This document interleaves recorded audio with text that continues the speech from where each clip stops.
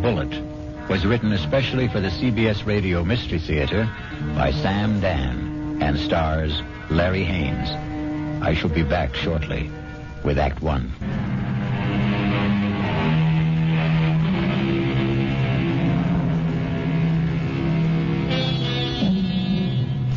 It's a quiet little bar, Paddy Noonan's, and Jerry Price stops there every evening on his way home from work. He's not looking for anything special in the way of atmosphere, adventure, companionship, and he has no intention of getting drunk. Just a couple of beers, perhaps, to bridge a busy day, to ease the fatigue, the strain on his nerves. In the comfortable half-light of Paddy Noonan's, the world outside becomes vague, distant, especially when Old Man O'Rourke is holding forth. And he lay there, his head against the barricade, and the blood from him falling soft upon the pavement. I looked in his face, and I could see his death was upon him. "'Tis a bitter thing," I said, "to die at 17. And for a moment his darkening eyes held mine. And with his last strength he said, "'Tis a sweet thing to die for Ireland." Sweet indeed, Mr. O'Rourke. And it calls for one on the house. I thank you, Paddy Noonan. I see Jerry Price. Excuse me. Good evening, Jerry. Hi. I didn't notice you come in. Well, when Old Man O'Rourke's in form, you don't see anybody, Paddy. The old man there, he carries his war. I know I carry mine. You ever think of yours, Jerry? No, never. Never? No. The day I came home from Vietnam, I put away the uniform. I also put away everything that went with it. The army, the war, like a snake sheds his skin. Now, the past is gone, Paddy. It's dead, so you forget it. You go on to other things. Hey, what's everybody drinking? This round's on me. Set 'em up, Paddy. Mr. Edward Clark himself. And what's the occasion? Hey, I got a little announcement. Guess what the old lady tells me this morning? Number 10 is on its way. Oh, that event. The round must be on the house, Mr. Clark. Just a quick one, Paddy. Hey, I got the truck outside. What are you hoping for this time, Ed, boy or girl? Let's see. What do I got now? 4 boys and 5... No, I got 5 boys and 4... who can keep them straight? All I know is I'm always tripping over somebody. 10 kids in 12 years. Well, you can't tell me it isn't exciting to hear there's going to be a new baby. Oh, yeah. I know it's going to be a kid that'll wet his pants and keep me up half the night. It's another mouth I got to feed. Yeah, well, guys, I got to ride. I'll see you tomorrow. You know, Betty, it's funny.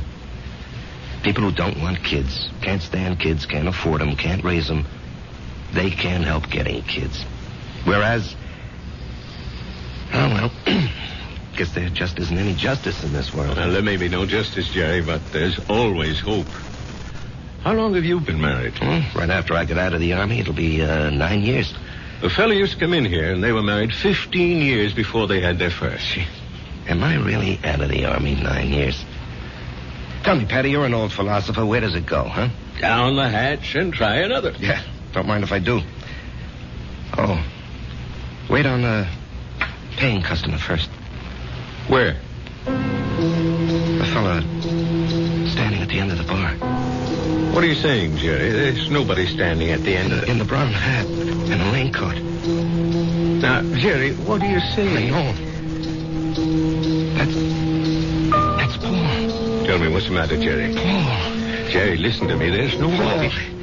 Paul. Hey, he was just standing here. Where'd he go? Where is he? Jerry, where is who? Are you all right, Jerry? Yeah, I'm all right. But I saw him. Who? Oh, a guy I was in the army with.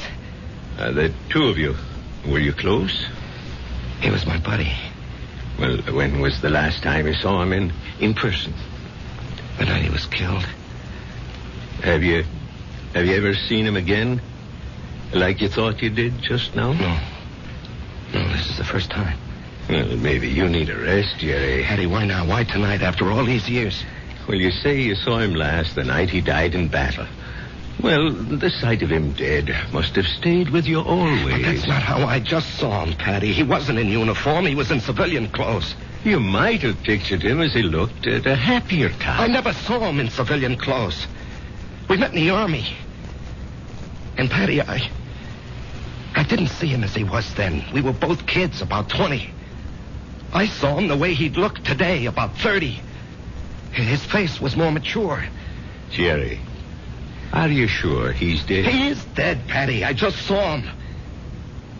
I know I saw him.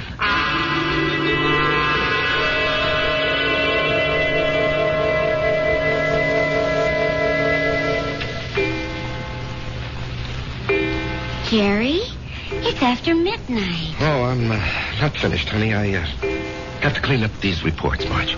Honey, a new rule has just been passed in this house. All paperwork shall be done in the daytime. Marge, I have to call on customers. Be reasonable, huh? Am I the kind of wife who makes idle criticism? No, indeed. Constructive suggestions, that's my motto. Northeast Distributors can solve all your paperwork problems by hiring a girl. Honey, I'm lucky to have the job. No, Jerry. You're not lucky. They're lucky. Well, everybody knows you're a terrific salesman. Wait, you could get another job tomorrow. More money, less headache. Honey, I couldn't walk out on Joe Keller. Why not? Well, I'll never forget what that man did for me. I came home from the Army, a kid with no experience. I needed a job. He took a chance with me. Now he needs me. Oh. Well, I'm just worried about you, Jerry. You look so tired all the time. No, I'm in great shape. Will you go see Doc Steiner?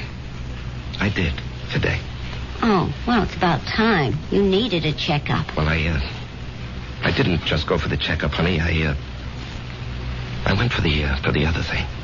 Oh, Jerry. Well, he said some people, men, well, they're okay in every way, but it just doesn't work out for them. Jerry, it's all right. No, honey. It's all my fault. Oh, honey. It's just unlikely there can never be any kids. He said unlikely. What he meant was impossible. We've got each other. Yeah. If only you didn't want a child so badly. Now we'll definitely think about adopting. Okay? Yeah, okay. Sometimes that works out even better. Come on, honey. Let me see you smile. Marge, I don't know what I'd do without you. Oh, that makes us even. I don't know what I'd do without you. Come on, get to bed. Yeah, I'll just have a cigarette, huh? Honey, why'd you turn on the music? To make sure you don't try to sneak in some work. I know you can't concentrate with the music going. I'll just be a couple of minutes, honey.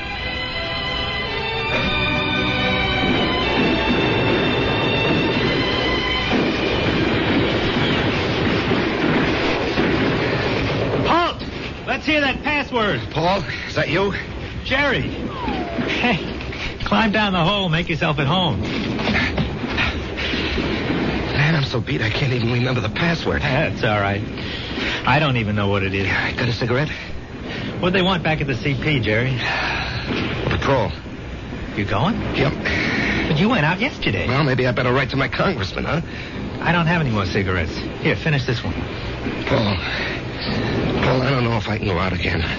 We're being relieved tomorrow. We were promised a rest. I just don't know if I can go out again. But you ain't going out, Jerry. Didn't you hear? I'm going. Oh, no. I'll say you and I made a trade. No, Paul, I can't let some other guy but do... I'm not some other guy. I'm your buddy. What's the matter, Jerry? You never did it for me.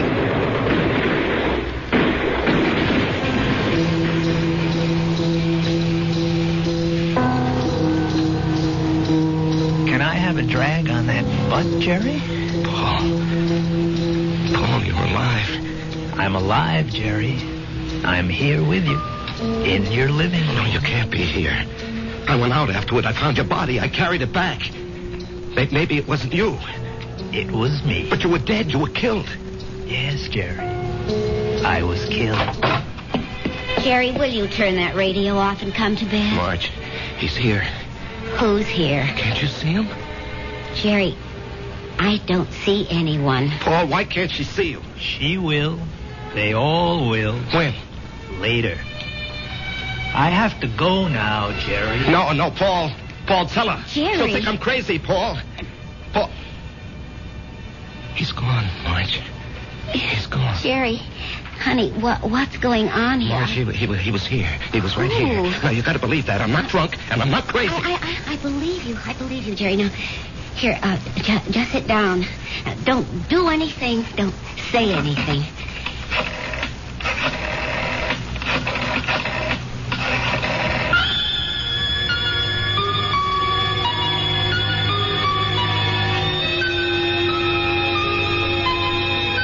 And we know who she's calling. But can a doctor help what ails Jerry?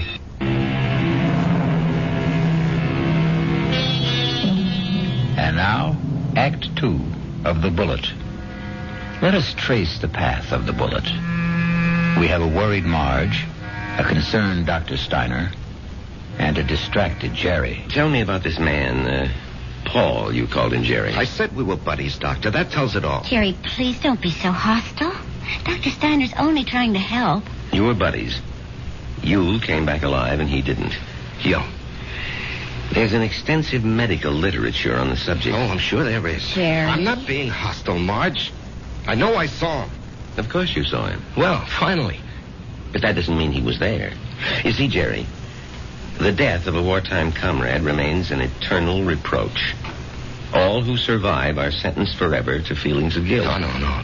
Doctor, the wars are fought by kids in foxholes. The literature is written by doctors in offices. That's hardly fair, Jerry. I'm the authority on war, Doctor, because I was a kid in a foxhole, and I don't feel guilty about my buddy. You don't? No. Tell me why.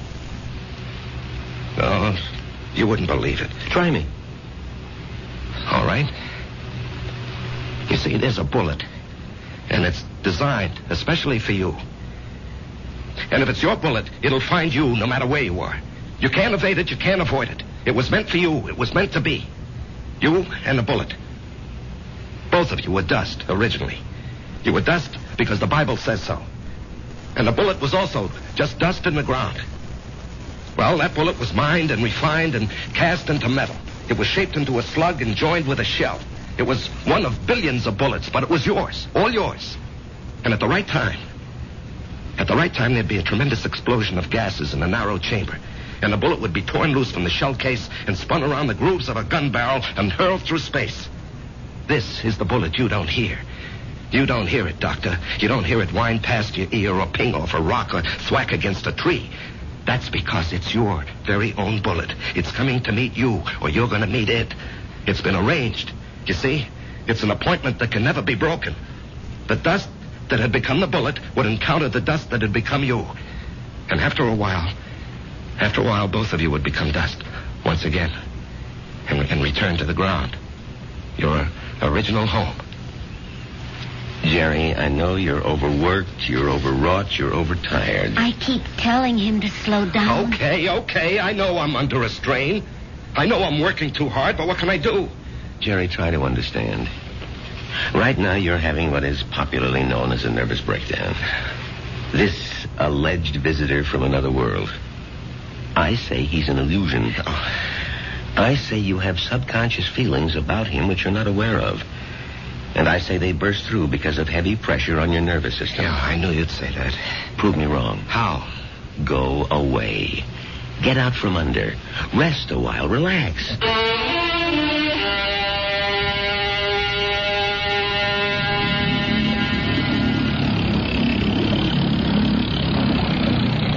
Oh, honey, this looks like a good spot. You want to stop here and try for some fish? Well, Marge, I think I'd like to go back and play 9 holes this afternoon. Great. I need more practice with my irons.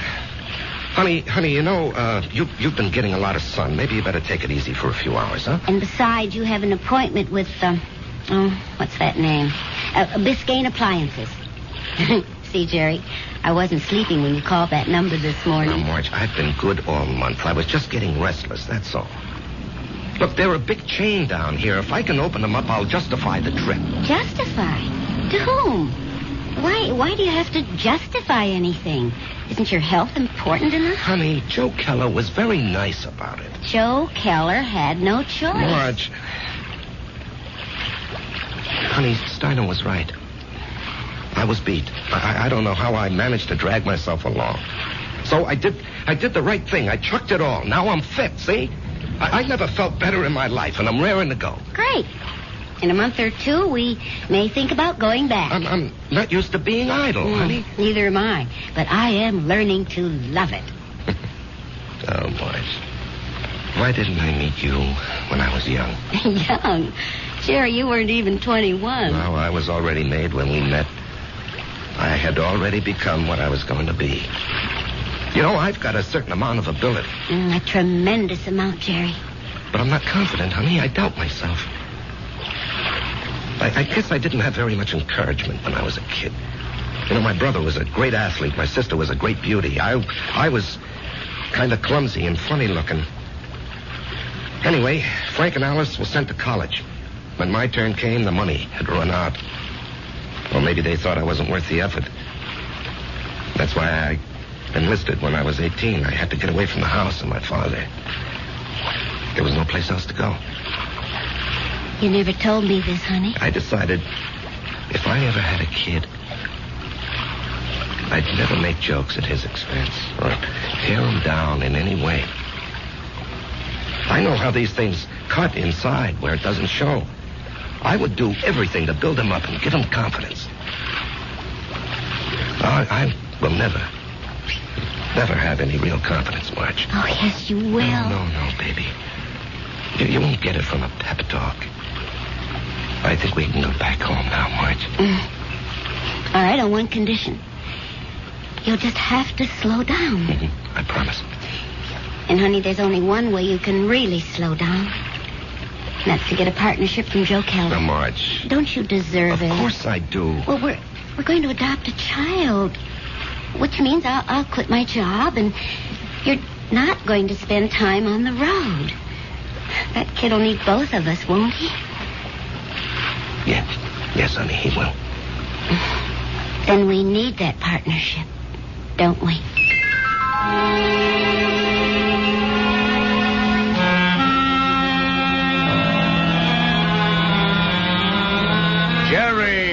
Jerry, baby. You look like $1 million. Less 2% for cash, of course. Yeah, Joe. Hold it.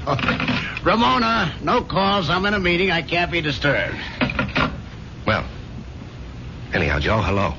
I want you to take it easy for a while, you hear? Yeah, I'm ready for action, Joe. Oh, you think you're ready. Now, listen. I know you had a lot of expenses. I want you to take this little check. It's only $500. I'm strapped for cash this week. I had to pop for a whole new computer setup. But anyway, I decided to increase your bonus to 5%. That'll amount to a pretty sweet raise, huh? Now, Joe... Don't thank me, kid. You're entitled to it. We got to make sure you don't get sick again. Joe, I have to talk with you. Well, sure, kid. What about? Well, it's personal and important. Well, let me buy you lunch.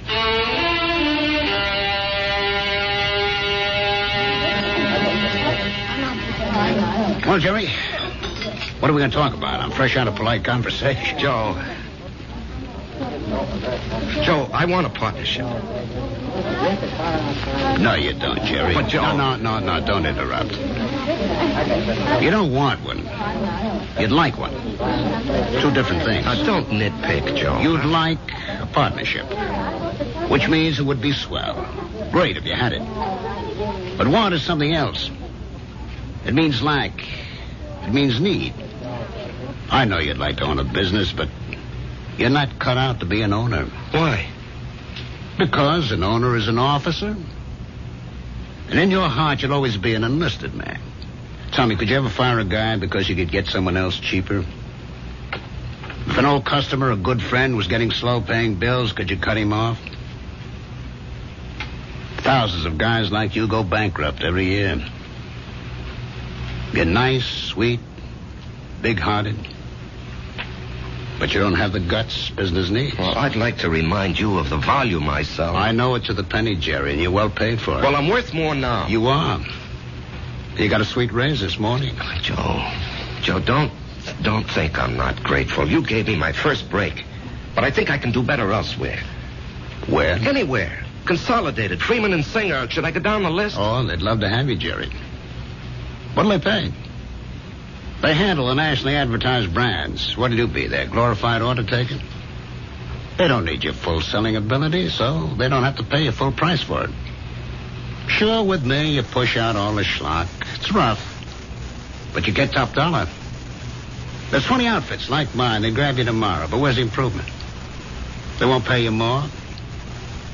At least here, you got 9 years equity in a pension plan. You and me are used to each other. Besides, I really like you.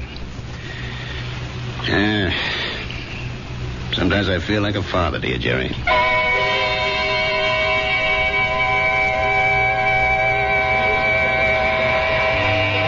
A fiasco, Patty, a fiasco. And how do I break it to Marge? Oh, what's it all about, Jerry? Well, at least I don't have to put up with Ed Clark tonight. I think I'd punch him right in the mouth. We'll be deprived of his wonderful company the next 2 weeks. He's tooling that trailer into the southwest. Hello, Jerry. What?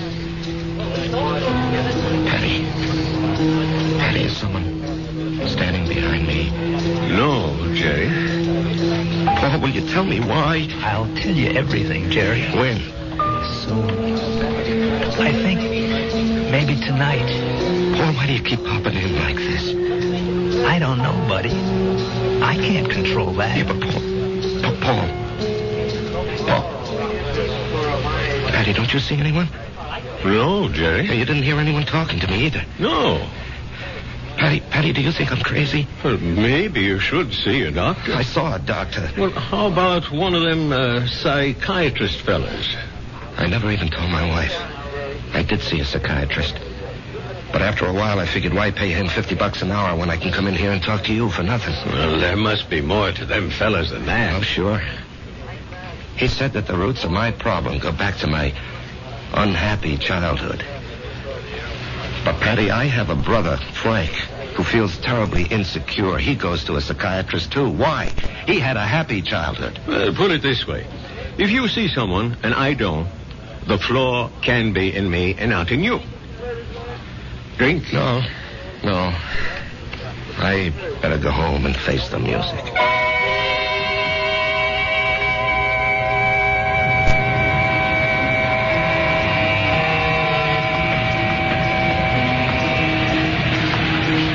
Jerry? What? Let's go someplace and talk. Where? Let's go to the parking lot. Sit in your car. It's cold. That won't bother you, will it? Not yet. Turn the heater on for yourself. When will everyone else be able to see you, Paul? In 2 weeks. Oh, that's great. No, it ain't. Why not? Because you'll be dead.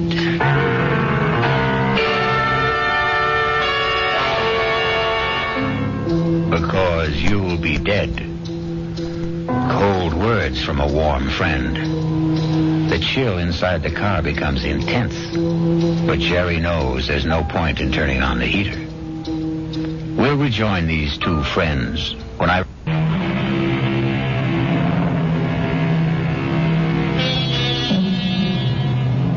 And now we return to the final act of The Bullet and a reunion of two war buddies who haven't seen each other in almost 9 years.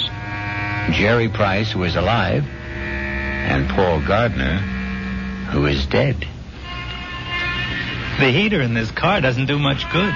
You're shivering. Why am I going to be dead, Paul? Remember the night I went out on the patrol? Yeah, I'll remember that night as long as I live. I completed my job. I was headed back. And then I felt something smash against my head. And I knew I just met the bullet. You know, the bullet we used to talk about? I bet you don't remember. No, I remember. I felt it slam into me.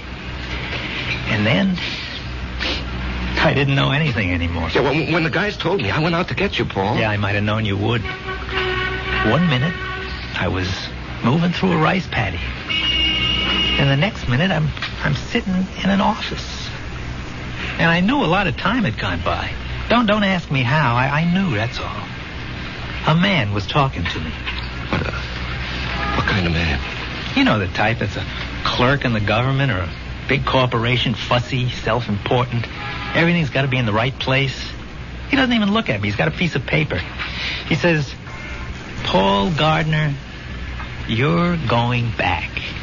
You should not have died that night. The computation was for you to survive. The plan was for you to marry a girl named Marjorie Stone. I married Marjorie Stone. Yeah. I told the guy, I want no part of it.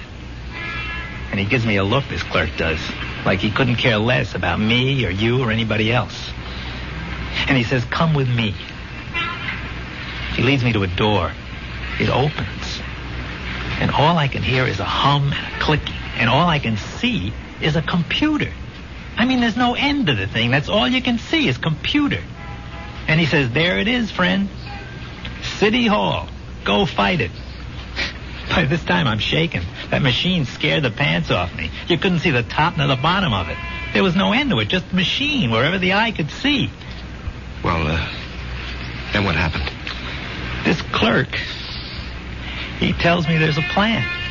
A capital P plan.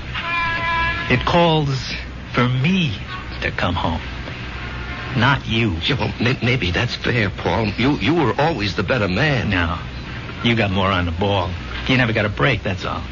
I had a chance to go to school, become somebody. I could have gone into the old man's business, become the biggest hardware dealer in Atlanta. You and me. We both run away to join the army. You because you had nothing. Me because I had everything. But why are you coming back? Because Marge and I are supposed to have a boy. A certain kind of a boy. He'll grow up, I don't know, discover something, create something, or be somebody the world needs real bad. They wouldn't tell me what. Anyhow, 40, 50 years from now, he has to be here. And of all the millions of men and women, he could only be born to me and Marge. When am I leaving? I told you. In 2 weeks.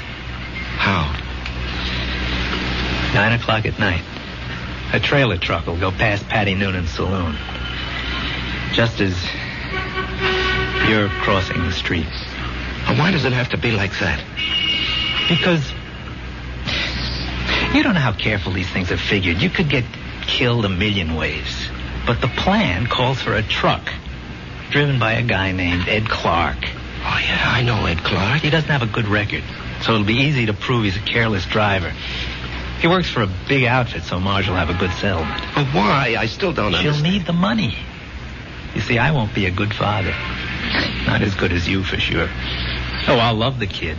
I'll love Marge, but I won't be there a lot. You know me. I have to keep moving. But if you know how important it is for the kid... I won't know. Once I'm alive, I won't remember any of this. And you say it's all figured out, maybe not.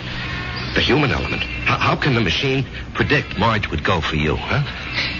With all due respect, Jerry, did I ever have any trouble landing any dame I had my sights on? Well, with all due respect, I can't see Marge falling for your line of chatter. She will, Jerry. I'll be there when she's having a bad time. She'll be all alone. She'll need somebody. Things will take their natural course. Sure, she'll see through my line, but after a while she'll get to like it. I'm different. You're quiet. I raise hell. You let things eat at your insides, not me. I pop off. Maybe my way's no better in the long run. And she's married to you, and she loves you. But deep in her heart, she loves my way better. She'll fall in love with me. Jerry, you have to believe I don't want to do this, but it was your bullet, not mine.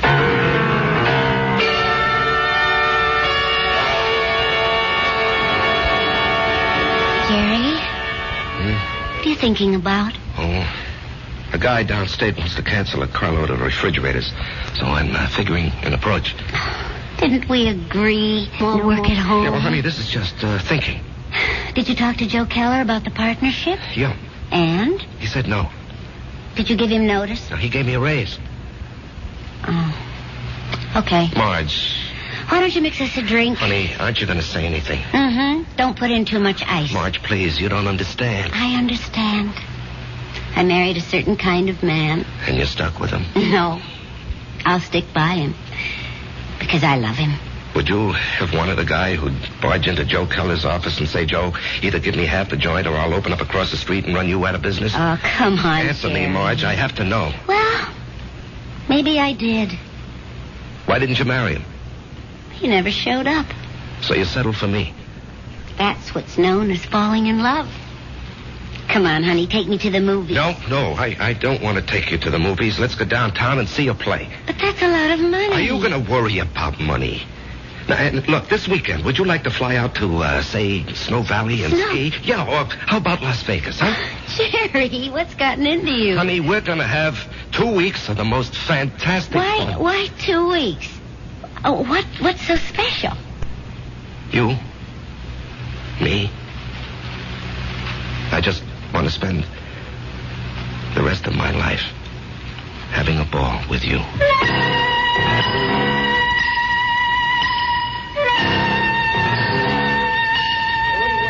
Well, hello, stranger. Hi, Patty. Haven't seen you. Why, it must be weeks. Where have you been? Giving Marge a good time. Well, I must say, it's done wonders for you. You look so calm. Do I? Do you ever see the little guy who wasn't there? No. Well, that's good. Let's drink to it. Jerry, if I'm not being forward, what did he want from you? You wouldn't believe it, Patty. Do you believe it? Well, I just dropped in to say hello, Patty, and goodbye. Jerry, Yup. something's the matter with you. Well, I understand Ed Clark is due back here tonight. I don't want to run into him. I just don't want to talk to him. Well, if that's how you feel, I'll bar him from the joint. Now, Jerry, something's wrong with you. No, nothing, Patty. Now, look, I'm an old soldier, Jerry. I can tell. No, it's really nothing. Really, is it? No, Jerry, you got a look on your face. What kind of look? I've seen it before in the war. I've seen it on men who go out on the impossible mission. The look of men who know they're not coming back. The resigned look. What are you resigned to, Jerry? You have a vivid imagination. I have an imagination. Jerry, whatever it is, don't be resigned to it. Fight it. You can't fight City. I knew it. You're in a fight, Jerry. Well, you can fight anybody. You're an ex-combat soldier, and you weren't afraid of anything. When you were out there, you faced up to death, hunger, despair. What happened to you, Jerry? Where did you lose it? Face up to it now. Whoever he is, spit in his eye. Patty, I can't do anything. Jerry, I'm going to throw you out of here for your own good. Now leave town. Go far away for a while. Fight it, Jerry, fight it. Patty, wherever I go. Listen to old Patty, just take off. Don't you see there's a plan? Who cares? Put up a fight. Why are you so upset, Patty, huh? I don't know, but listen to me. Fight now. Now get out of here.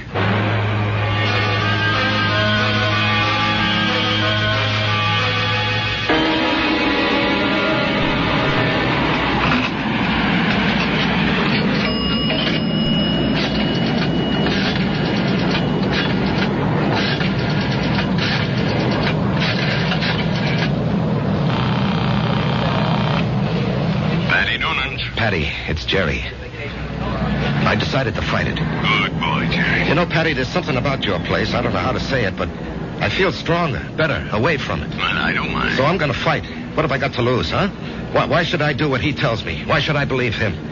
I don't know what it is, but I agree. I'll see you around, Patty. Universal Airlines, flight number 3 for Los Angeles and Mexico City, now boarding at gate 17. Who are you calling, Jerry? Marge, I have to tell him.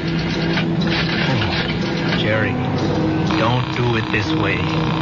There'll be 100 other people on that plane. Do it the way it has to be done. Paul, I have to fight you. Why? Because it isn't fair. Was it fair for me to stop your bullet? Come on, Jerry. Ed Clark will be tooling by Patty's in less than an hour. Paul, I don't know if I have the nerve. I'll help you, buddy.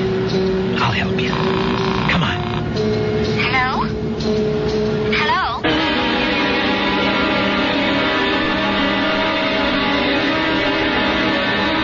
What is it, Mr. Noonan? I called you. and I hope it wasn't out of turn, Mrs. Price. It's about Jerry. What about Jerry? He's sitting back there in a booth. Now, wait. Don't go to him yet. He's in trouble. Well, it can't be. We've had such a glorious 2 weeks. He's in trouble. Well, what kind of trouble? I don't know. We have to help him somehow. Is it that Buddy? I think so. Well, the time has come to lay that nonsense to rest once and for all. And I'm going to... That won't work. Agree with him. Show him anything he wants is okay with you. Don't fight him. All we can give him is love. Hi, honey. Hi. Buy me a drink. Oh, sure. You know, I never knew you had those little gold highlights in your hair. Oh, I'm using a different bottle this week. I love you. I love you, too. And I want you to be with me always. Come on, Jerry. Let's start. No, not yet. Are you talking to me? The plan calls for it. How do I know there is a plan? Ask anybody. Ask Marge. Jerry, what are you talking about? Marge, do you believe there's a plan that determines the actions of everybody in the whole world? No. You sure? I'm sure. Well, then how do you think things work out? Well, every which way. Come on, Jerry. It's time. No, I won't go. Where won't you go? Then, Marge, as far as you're concerned, there isn't any plan. Oh, well, what do you think, Jerry? No, that's not important. What do you think? Well, yes. Yes, there is a plan. I can prove it. You can? Yes, but you started me thinking there has to be a plan. Otherwise, you and I, we just never would have met. Remember that day? Yeah. You were taking cash at Ryman's drugstore. That's the only reason I walked in there. Well, I'd already given notice. I was going to leave. And then you walked in and asked Doc if you could open a charge. Then and there, I decided to stay. And where? Where were you going? Oh, away. Pull up stakes. Why? Well, my folks were gone. My friends were married. The neighborhood had changed. The girl I went to school with had a father, a construction engineer. He'd been transferred. Well, she took a job in his new office, and she wrote and said she found a nice crowd. They needed secretaries down there. She could fix it up. Well, why not? I was set to go. But it was not to be.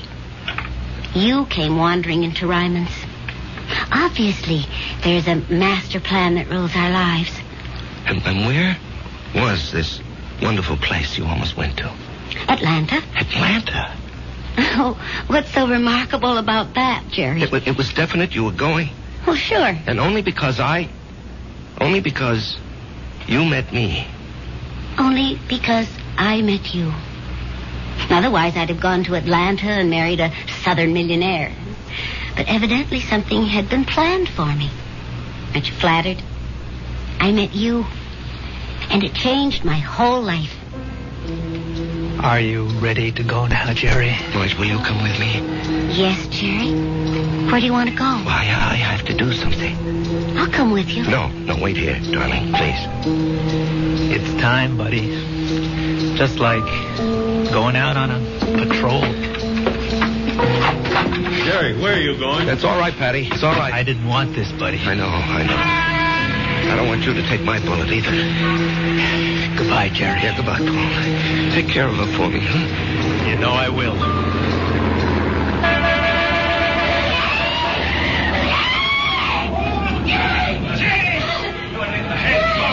Call the police. Get an ambulance. Oh, dear. Barry. He's dead.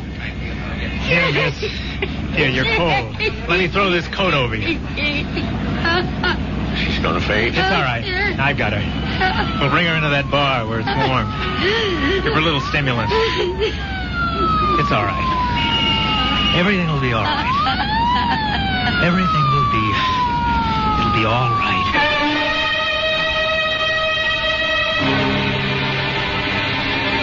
So many people preface what they believe with, "It is written." It is written in the stars. It is written on the wind. And for so many like Jerry, it is written on the bullet. I'll be back shortly.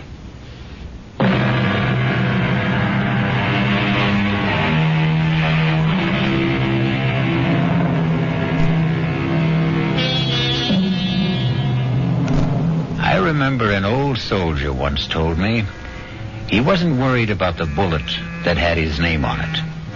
What really bothered him was the bullet marked, "To whom it may concern." Our concern is mystery, excitement, suspense, thrills and chills. Our cast included Larry Haynes, E.V. Juster, Martin Newman, Ralph Bell, Leon Janney, and Danny Acco. The entire production was under the direction of Hyman Brown.